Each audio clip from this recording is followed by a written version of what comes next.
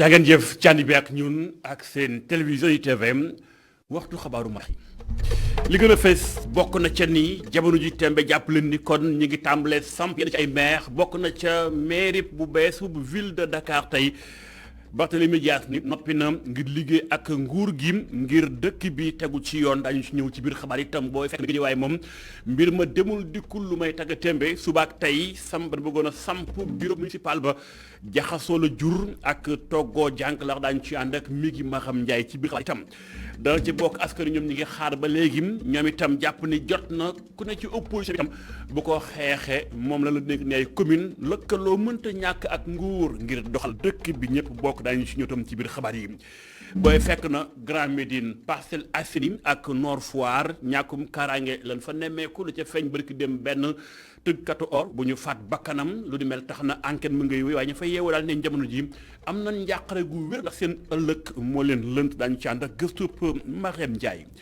bëbës moom ñu gën caa xam tuur mbalit waaye or bu làqu la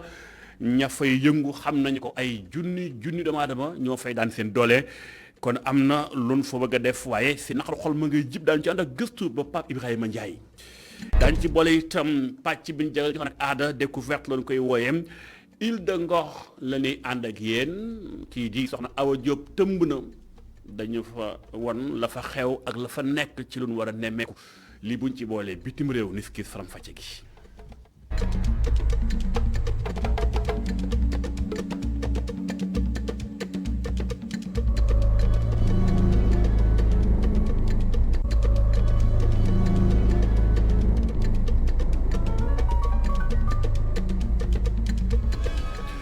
sant gërëm leen ci ànd beek ñun yàkkali xabaaru marax yi tàmbalee ko ni coow wutali géejawaay foofee jàppale ni ko tey ji lañu jàpp installé ka fa nekk maire bu yees Ahmed Aïdara ak équipe municipale ba ci subaak tey xam ngeen ni amoon na blocage tegante dënn ak yëkkati kaddu jot na faa am mi ngi Maram Ndiaye nuyu naa la ana fu ngeen toll jamono ji ndax mbir yaa ngi dox am déet. maa ngi lay fay Modou Mbacke Niang ñu ngi fi nga xam ne rek moom mooy maire bu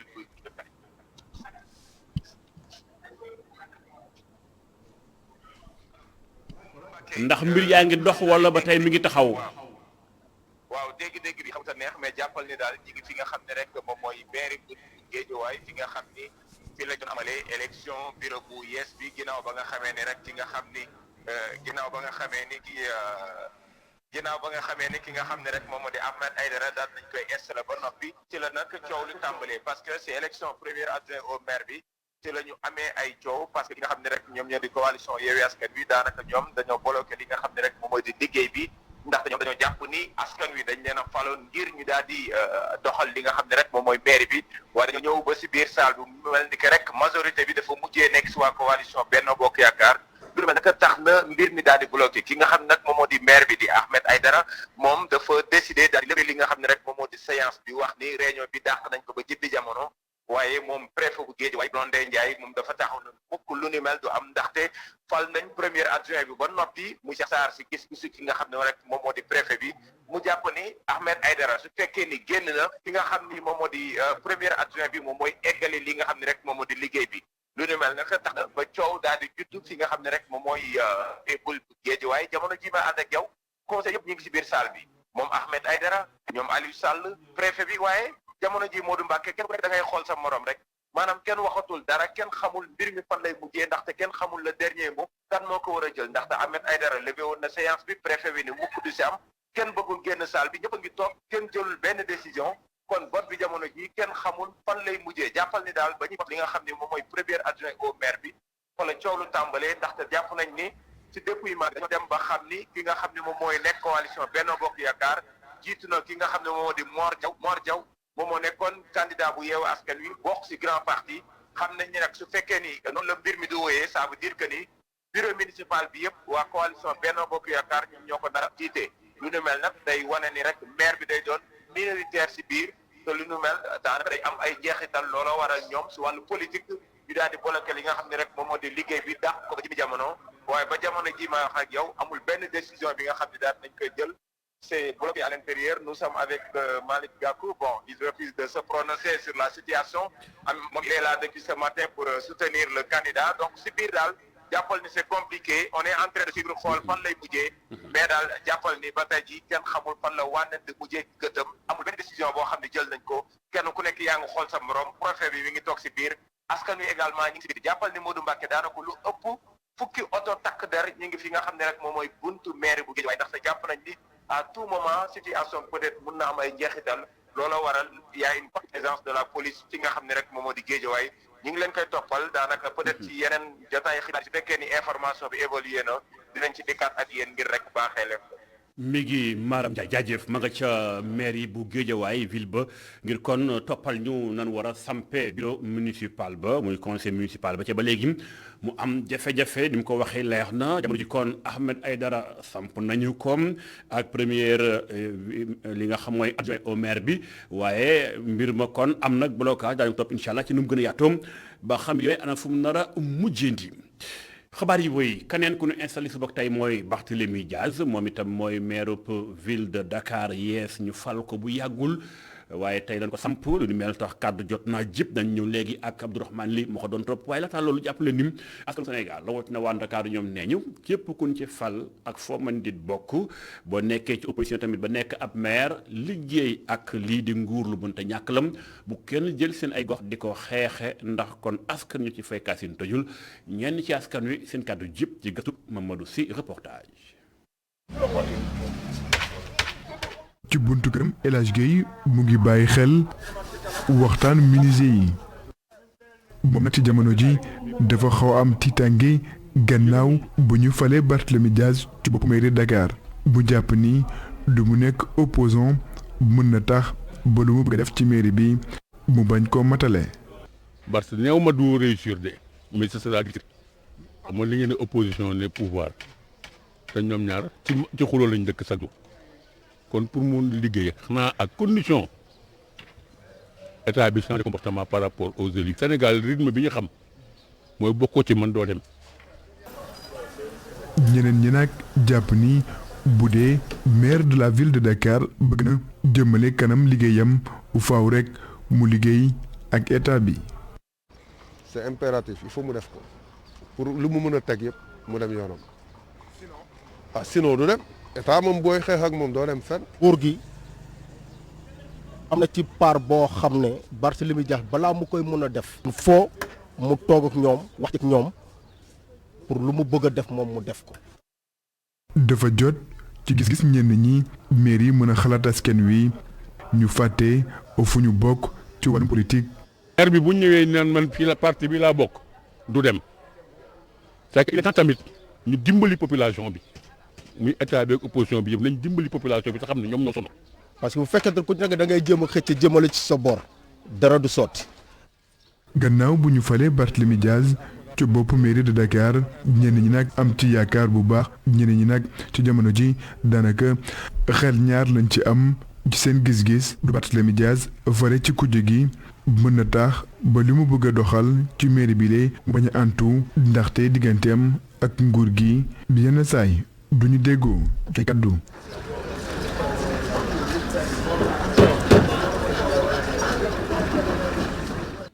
Mouhamadou Sy jaajëf moo demoon fekk askan wi seen gis-gis gu ni mel waaye jàppale nim moom ci di Barthélémy Dias kàddoom jib na jëm tamit ci liggéey ak gouvernement maanaam nguur gi lu mën a ñàkk la administration bi ndax nee na loolu mooy tax ba mu ubbi ay buntam ngir ñu mën a suqali ñu ko dénk ca mooy ville de Dakar dañ ñoo léegi incha allah fàttaliwaat tam information beneen mooy Khalifa Ababacar Sall jël nañ ko dogal Barth njëkk a jël mooy kon Khalifa Sall mooy maire honoraire bi nga xam kon dañ ko daal di dara jaalem mairie Ndakaaru dañu léegi incha allah ak gëstu bopp Abdourahmane Ly gëstu baneen ci xabaaru maraxi ci TV jàpp leen ko mooy ñàkkum kaaraange bi nemmeeku ci biir réew mi léeg-léeg mu doon ci biir Sénégal ci yenn diwaan yeeg yenn département yi waaye ci capitale bi dañ ko fay nemmeeku fu ci Ndakaaru Njaay ba ki démb lam fee nga xam si moo di ci booru Grand Médine soriwul dara parti ay seen ruq-ruqaan yooyu ci pont tefes yi ñu gis fa ku ñàkk bakkanam ab nee ñu tëggkatu or lañu koy wax ab bijoutier lu mu ci mën di doon askan wa tonk nañu jaaxlem nañu nag diggante Nord Foire Parcelles Assainies foofu yëpp daal ñàkkum kaaraange dafa tàmbalee bëgg a jéggi dayo ba nuy mel nag tax na ñuy nag kaaraange lu mënta ñàkk lam askan seen kàddu jib ci gëstu Ndeye Maxem Ndiaye. ngoon bu dal fii ci Nord Foire benn oto ak moto ñoo fiy jaar ñi ngay dajeel sax ci mbedd bi bariwuñu fii nag agression yi bare nañ fii te askan wi tiitaange la ñu dëkkee Tamba boy yi waxtu wu ne la ñuy def seen ñaawteef. man tam man damay prêter attention chaque jour man scooter bu ma gis dama lay bàyyi xel parce que bu ñu la jibee rek mooy jël nañ sa portable dem seen yoon agression bi bëri na fi trop bëccëgu Ndar kan lañu àggee midi 1h 5h yëpp greffage da ngay romb sa takk sa greffage bi fa dem seen yoon. Ousmane Fofana lu ni mel la wax moom de nee na amul benn matuwaay bu dul wax ki lu si yàlla. fii dal lu bëri juste rek fii nii si arrêt 34 bi gars yi souvent nañ fay këf ay téléphone jàmbur ay saagu jàmbur xam nga léeg-léeg it fajar yi paay di xëy di liggéey gars yi koñ leen fi wala maire yeeg yooyu noonu nangu seen ay yëf sànni seen sac si mbedd bi waaw mun ñu si dara dañuy obligé génn xam nga dénk suñu borom lépp daal waaw mais mun ñu si leneen. bu ñu demee ba mu sori tuuti daje nañ ak instant yi mi ngi ñuy nettali agression bu mu fekkee waaye nee na amul benn pexe ndax safara gi nguur gi moo ko yoree. bërki démb rek maa ngi daje ci benn scène boo xam ni kenn mësu gis bu cëg tàkkusaan benn waay bu yor téléphone am di wax ñetti nit nekk ci benn scooter këf téléphone bi kenn ki daanu ñu jóg le temps nit ñi di comprendre ñu jël moto bi daw dem seen yoon. lii di ñàkk kaaraange lu ñu nemmeeku la fii ci Ndakaaru muy lu jaaxal te tiital askan wi fii ci Nord Foire ñi ñu fi dajeel amuñu saafara ci mbir mi xanaa di ñaan ñu defal leen fii ab poste de police ngir seeni kaaraange. Marème Ndiaye bu fekkente ni yenn gox yi foqar bi fëkk ak yoot ba ni ciix la fay yenn sàmba boy yi def ñii nag ñu tëgg côté or ñoom seeni place lañ ànd ak njaaxle moo taxit ñu bari ci ñoom sax bu ñuy wàcc duñ ci bañ ba ciim jël lañu am ko su néew ci seen marchandise muy or bi def ko ci seen ay saak dem ak ñoom seeni kër ngir xëy na ko muccal anam ba ñu dundee ñaaxum kaaraangeem foo ko takk jéggi na ko reportage yu Mamadou Dieng. man lalu wurus laa nekk maa ngi nii sama place laa toog nii di wax ak yow. lalu wurus di bërëb bu siiw lool ci Sandaga fii ñu fiy jaay ak a jënd or. fii liñ fiy jaay mooy or lañ fiy jaay ak xaalis. ñoom tëgg yi ci or bi la ñuy yëngu bëccëg bu ne mu di takkaay yoo xam ne samba bu yi teg nañ ko bët lool waaye ñii ko moom itam jaral na leen lu ne ngir sàmm seen alal ñenn ñi sax bu ñu wàccee dañuy buub seeni takkaay yóbbaale ca seeni kër. denc suñu yëf rek denc ko denc boo xam ne daal fa làq eggul ak lu nu mën a moytu ñu ngi koy moytu pour mën a sauver suñu alal ndax ñemewuñu ñoo wàcc guddi ñemewuñu ñoo dox guddi ñemewuñu ñoo génn sax suñu kër yi ndax ngir sàmm suñu alal ndax réew mi moo ko laaj fi ñu toll nii guddi yi ñu toll nii réew mi laaj loolu ndax boo xefee ñu rey la mun la reyee sa njaboot ñàkk say mbokk ñàkk la kon ni mu demee nii rek. ñàkkum kaaraange gi fës loola waaye mu ràññeeku itam ci bijouterie bu ñu sukkandikoo ci tëgg bi moom yenn saa yi sax day faral di gis ay naataangoom yu nu dajji seeni bërëbu liggéeyukaay. mais fi la gën a sa fëse fi amul benn sécurité moo fi am bu su ne nga dégg ñu ni daj nañ magasin jàmbur bu su ne nga dégg ñuy jël nañ yëfi jàmbur bu su ne nga ñu ni woo na nit teg ko bang jël alalam wala ñu woo nit téléphone ñëw ni ko nangam ak sàng mu ñëw ñu jël alalam daw ak moom yooyu am na fi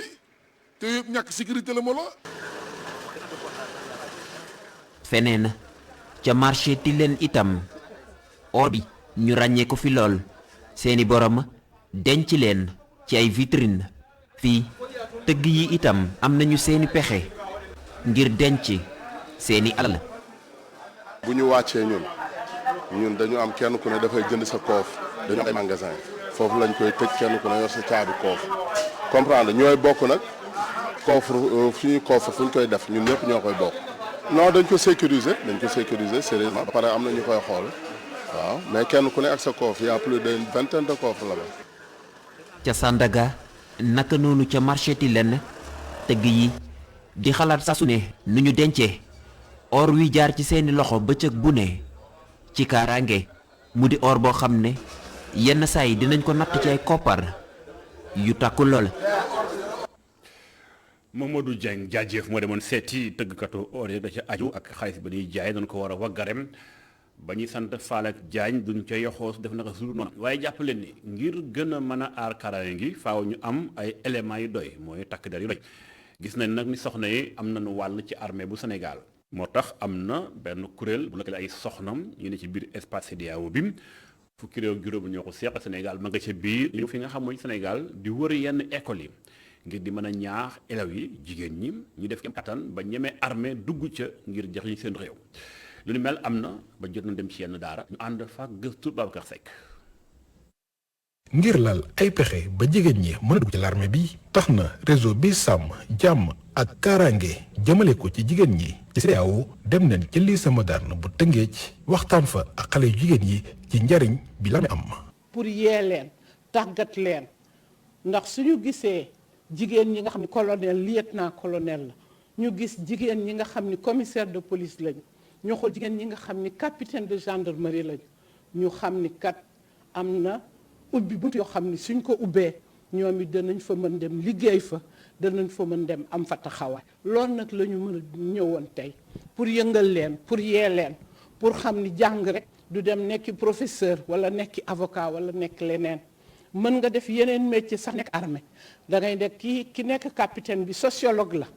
ki nekk colonel de l'armée bi et le chirurgien dentiste professeur Ndioro Ndiaye ko formé ci université Bintu Gissé gis nga parcours am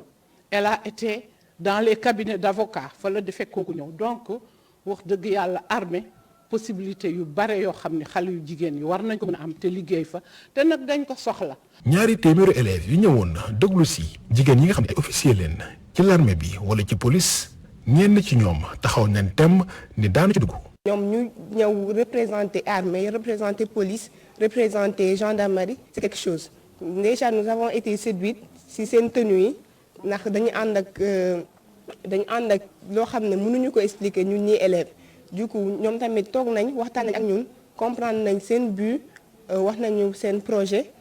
ñun la plupart d'entre nous mën naa ne bëgg nañ participer ci seen kii bi bëgg nañ def comme métier ñoom li ñu nekk di def. tukki bii ñu door ci l'école yi mu ngi bokk ci programme bi nga xam ni RESPACO ak projet canadien voix et leadership des femmes ñoo ko jiite ànd ceeg jigéenu officier yi nekk ci l'armée bi. Babacar Seck jaajëf bu fekkente ni soxna yi nekk ci armée bi wala ci police neef ay officier ña nga demoon seetlu ji soxna yu ndaw yi day njagamaar ngir tàggat leen ak ñaax leen ci wàllu guddi mel dellusiwaat ci mairie bu Ndakaaru moom ñaax nañu ko mu taxaw temm ba liñ ko dénk dana ko ngar daajoo saytu ko itam kooku mooy maire bu yeesu Ndakaaru di Barthélémy Dias nee na liggéey ak nguur lu mënta ñàkk lam ngir intérêt général maanaam fexe ba ñëpp mën a bokk jëriñu ci du am benn pax-paxloo ba kenn di ca gaañu ndajamam ci meeru Ndakaaru ci kanam mu teewaayu kilifa yi mag ci réew mi waaye itam bokk na ci Abdourahmane li reportage.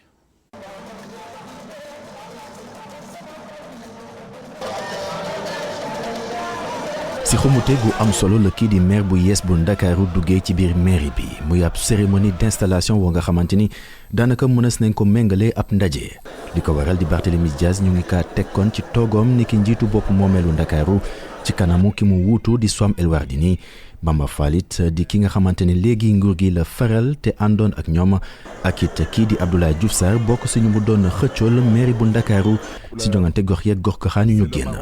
muy jéego gu njëkk jëm si bëgg-bëggu ki nga xamante ni moom la ñu dénk yees mairie bu Ndakaaru. En vue d'atteindre les nobles objectifs que nous nous sommes assignés,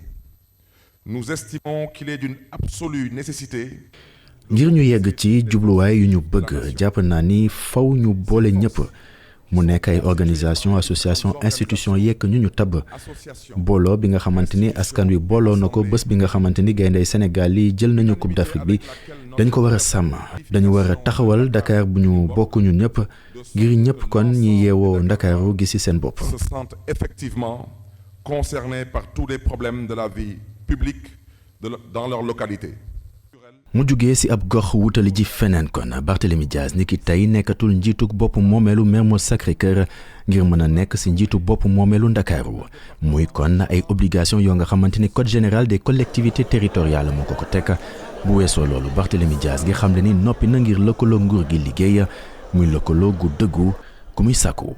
dans un souci d'approfondir la décentralisation et la démocratie locale.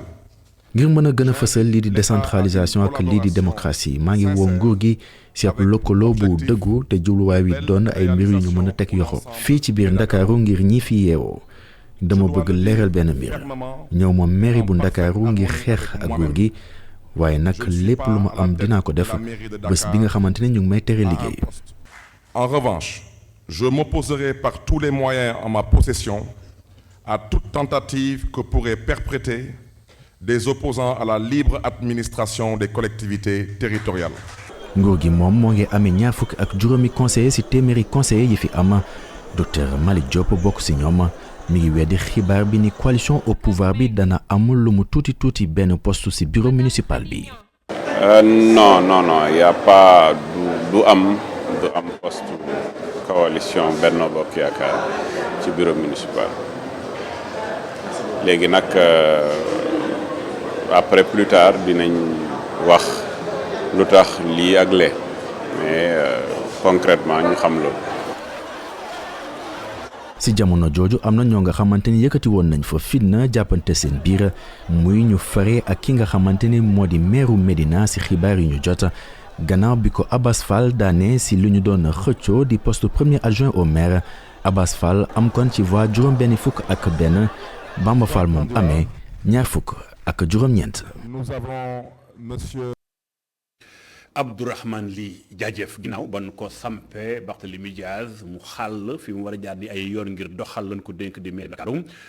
Khalifa Ababacar Sall ma fa nekkoon maire at yee ñu génn moom la jël ni ko yowee doon dal ne dafa jaale boobu lépp jox di maire honoraire lu ni mel kon xew na moom tam Barthélémy Diaz yéen kàddu ñu teewlu mu dénk Abdourahmane Ly. Je voudrais saluer tout particulièrement en ce jour Monsieur le maire Khalifa Ababacar Sall,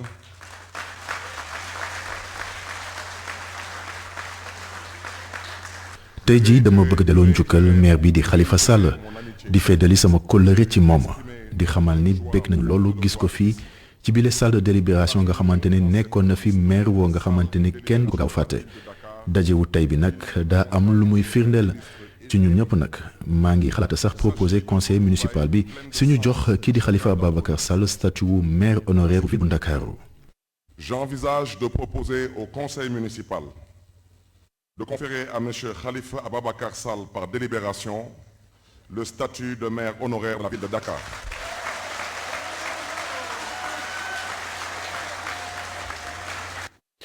yooyu kàddu Abdourahmane Ly moo ko tàttan xabaar yi wooyu jamono ba ñu installé kii fi nga xam moo di kon maire Dakar bu yees bi lii suñu borom dogal na ko tam ci beneen dogal ndax ki fi nekkoon ministre bi dénkoon ay jamonoom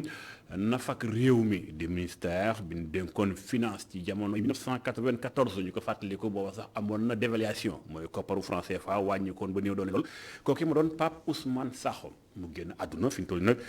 jébbalees na ko borom bi ci sa guy Yoff waaye ba ñu koy waajal xarit am na jàmm teewoon nañu ci am jóge fu ne yëkkati kàddu rafet jël ko ci Yàlla sim ci teewaayu maam Abdou Gueye Kassé reportage. Pape Ousmane Sakho di des ba faaw ci xol yi. cérémonie levée du corps ki fi nekkoon joriñ bu ñu dénk wàllum finance ci jamonoy Abdou Diouf daanaka foo sànni mbaartu mu daal di tàkk. njegeen ñaale yi xarit yi collègues yi wante itam kilifa yi ñëpp ñëw nañu ngir daal di koy ñaanal. mu sol lu weex tàll ku mujjee nekk élimaanu joriñ fi Sénégal di Mahammed Boun Abdallah Dionne moom moo ngi jooy ab xarit bu mag ab nit nga xamante ni da ko doon xelal saa su ne. ki fi jógee di Pape Ousmane Sakho dafa nekkoon mag yi ñëpp Pape Ousmane cadre bu mag la woon ci banque centrale ñun ñi fa jaar def fa suñu carrière principalement même bu ñu détaché ci état Sénégal on était des agents de la banque centrale ñun ñëpp suñu mentor la woon ñëpp dañ ko dem gërëm fii ci Wakam cité Sibi Faye toog ak moom mu lay xelal ci sa liggéey Pape Ousmane bi ñu mujjee gis yàggul trop palais ba la ci bureau président man ak moom ak président ñuy waxtaan ci lu jëmale réew mi kanam et loolu du ma ko fàtte mukk. xibaaru génnum àdduna ki nga xamante ni moom mooy Pape Ousmane Sakho loolu lee ab mbetteel dëgg la jur ci ki nga xamante ni moom mooy Ndioro Ndiaye ki nekkoon joriñ bu ñu dénk wàllum développement social nekkoon itam collègue ak xaritu ki nga xamante ni moom mooy Pape Ousmane Sakho ci atum 1994 di atum d'évaluation franc CFA bi moom mu ngi fàttaliku ab nit ki nga xamante ni dafa bëggoon lu muy def gëm liggéeyam wante itam moo ngi fàttaliku li ñu doon woowee tandem Sakho-Loum. Tout le monde se souvient de l'époque Sakho-Loum. ñëpp a ngi fàttaliku époque gu Sakho-Loum ñoom ñaar formé woon nañu tandem bu am solo lool ci seen digganteeg ñëpp ñi nga xam ni membre lañu woon ci gouvernement boobee liggéey nañu lu bari ci wàllum développement social ci wàllum panier de la ménagère te loolu bokk na ci li gën a tax ma naw ko tey jii ñu indi suñu njaal ñëpp di ko ñaanal suuf sedd ci kawam. Du travail qu'on a eu à faire ensemble. comme moom Marie-Louise Correa nekkoon na ki nga xamante ni itam nekkoon na ci même gouvernement que ki fi bàyyeekoo moom mile nekkoon jëwriñ bu ñu denk wàllum recherche scientifique ak technologie moom ak kii di Pape Ousmane Sakho ñoo màggandoo moom mile moo ngi jooy ab xarit bi nga xamante ni saa su ne da doon dégganteeg moom. vraiment Pape Ousmane sama càmmi la woon daf ma jàpp comme sama sœur su ma feebaree il s'inquiète pour ma santé li ma bëggoon wax mooy. on était tellement liés que suñu doom yi dañu considéré comme si ay mag a rakk lañu ay cousin lañu et loolu moo boole woon ak Pape Ousmane on se parlait régulièrement il y a pas de semaine on s'est parlé mu ne ma yow sa santé lay xalaat mu ne ko yow sa santé lay xalaat mu ne ma su ma tànnee avant la fin de la semaine dinaa la seeti parce que nam naa sa waxtaan ni la ma ko waxee c'est la dernière fois qu'on s'est parlé ça fait pas 15 jours. Pape Ousmane Sakho moom nag xam bu baax li nga xamante ni moom mooy jaar-jaaram ca ministère des finances bi nga xamante ni yor na ko ci janvier atum 1993 ba juin atum 1998 moom mi lee ñu ngi ko denc ca cimetière musulman bu Yoff. ñu ñaanal ko borom bi xarel ko àjjana jaale ko ci turu groupe bi mboolem mbokk xarit am ni jàmm gërëm Mamadou Kassé mi doon topp wàllu guni mel. xabaar yi wëy ñu nga xam ci bopp xibaar yi mi ngi soxal mbëbës bi nga xam tey délocalisation maanaam tuxal ko lu mënta ñàkk lam ak ña fay daan seen dooleem nekk na lool njàmbat la toll nañ ci 2 junni ci ay nit yoo xam ne nga fay daan seen doole dafa dund waaye gàllankoor gi ak nan ko dundeem gis ngeen ci xabaar diggu bëccëg bi Pape Ibrahima Ndiaye xuus fa xuus bu yaatum ngir waxtaan ak ñoom dégg ngeen ko ci xabaaru 12h45 yi ca na mu gën a yaatoo. ñu tàbbi ci bitim réew di ko tàmbali ci lu soxal yi nga xam mooy réew Mali moom jàpp leen ni fi ñu toll ni tembe xët-xët ya ak nux ya dafa gën a teŋ ndax nag diggante France ak kilifa ya fa nekk ni ay soldats wax junte militaire bi neexul ba nga xam ne fi ñu toll nii kon léegi leer na France ak ña mu àndal ne ay partenaires yi nekk ci Europe dëggal na ni kon daañu génne militaire France ya fa nekk wala militaire yi nga xam ñooy force baraxaan ba foofee dañ leen génn ci réew Mali ndax lu ñu mel daal ci fàttali sax nekkoon na waxtaan bu doon am ay fan mi ngi nii ginnaaw nag ba waa Russie ñu ni wooye ay Wagner ñoom ñu jàpp ni ay mercenaires lañu waa France nag ñoom ni mënuñoo xajoo ci benn géew ak ñooñu jóge ci réewum Russie ñi nag di kilifa réew Mali ñoom mel ni ko jox bopp ak nopp waa Russie ci wàllum say suñu wàllum kaaraange fan ko teg bokk na ci ni ay at mi ngi nii ay junni soldat ci fàttali sax toll na ci 20 junni góor di ay soldats yu force baraxaan ña nga fam taxul ak dal am ca réew Mali ak la ko war lii moo tax kon soldat sa jàpp ni kon ca bopp réew ma ni kon daañu génne foofee ñii di soldat français kon ñii di France ak seen partenaire dëggal lu ni mel ginnaaw waxtaan gu yaatu gu amoon dañu toppaat wàllu gu ni mel ca na mu gën a yaatoo itam benn wàllu soxla xibaar li mu ngi soxal njiitum Union africaine bu yees bi Macky Sall jamono ji kon ma nga ci Bruxelles mu doon am ndaje muy am tey ak ëllëg incha allah fukki fan ak juróom-ñaar jàpp juróom-ñett ngir waxtaanee diggante Union européenne ak Afrique lëkkaloo gi fu ñu ko war a teg ci ay xàll yu yees ñu war a mën a jaar ngir gën a mën a suqali sunum koom bokk na ci financement yu ñuy xaar jëm ci wàllum lépp lu jëm ci mbirum rek yokk sunum koom croissance bi wàllum sécurité ci wàllum paju gi wàllu tam xàll yu yees yi ak it lépp luy xeetum énergie nu su ko war a mën a amee fii becc ko tam ba mu law wàllum njàng lu mënta ñàkk la daañu ko ci waxtaanee itam waaye wàllum migration tukkikat yi nga xam tey ñu ngi ci Afrique Sénégal am ci lu sakkan macha allah daañu waxtaanee wàllu yëpp kon président Macky Sall di ndaje mu njëkk muy teewe en tant que njiitum Union africaine dañ toppal yooyu yëpp incha allah ci na mu gën a yaatu.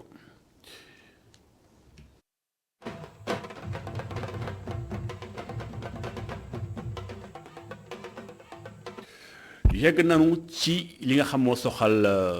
culture ci saan beeg aada bi ñu ko baaxoon di génn alxames bu jot Awa Diop tey mag ñuy gëstul Île de Ngor tëmb na ci gaal ak équipe am ba mu génnee mag ñi faram-fàccee lam fa gis ñu ànd ak moom. 72 heures pour faire un film, le délai semble court certes, mais le Kino Teranga, dont la mission principale est de démocratiser la formation dans les métiers du 7e art, compte bien outiller ces jeunes apprentis cinéma pour y arriver. Une opportunité bien saisie par ce journaliste dont l'ambition est de devenir scénariste réalisateur. Elle est inédite pour un grand commençant comme moi, disons. Inch'Allah ci nam gën a yaatu ak rubrique culture bi ak soxna Awa Diouf fàttali ni Île de Ngor ma ngay dalloo li nga xam mooy kon ab formation bu am solo jëm ci métier ci wàllum cinéma bokk na ca itam waaye di doon beneenu pàcc goo xamante ni bi formation boobu tamit daañu ci ñëwaat incha allah ca na mu gën a yaatoo bu fekkente ni jàpp ndéegul lépp doon waxtaan wàllum aar ak ay film ak la ca aju ngir gën caa mën a xuus ca na mu gën a yaatoo jëmbul kon dañu ko am ci xabaaru français incha allah ca na mu gën a yaatoo sant leen gërëm leen ci ànd beeg ITV lii moo tëj xabaaru marax yi bàyyi leen nag bloc d'information bi la Total Cheikh Hassana Fall ak ganam ñu xaar leen incha allah 21h15 seen émission càmbar ci diine fii la daañu waxtaanee wàllu gu am solo kon ngeen xaar incha allah ba ci ngeen jëf.